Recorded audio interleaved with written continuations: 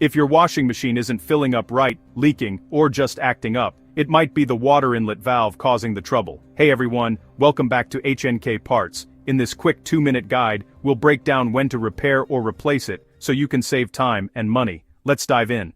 First, let's spot the signs of a faulty water inlet valve on your washer. If you notice slow or no water flow when starting a cycle, the valve may be stuck or blocked. Constant overfilling or water overflowing from the drum is another warning sign. Leaks around the machine, especially near the back, can point to a faulty valve letting water escape.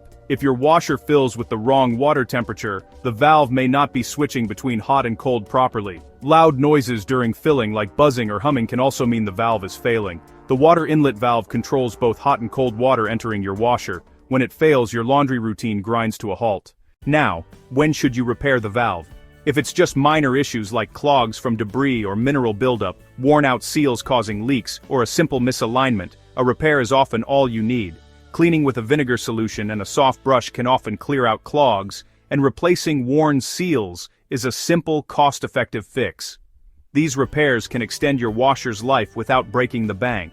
But if problems keep coming back, like constant malfunctions, visible cracks, corrosion, or electrical failures in the solenoid, it's time to replace the valve. Also, consider your washer's age. If it's old and repairs are adding up, a new valve or even a new machine might be the smarter choice. Replacing the valve is straightforward. Unplug the machine, shut off the water, disconnect hoses and wires, swap the old valve for a new one, and test it out.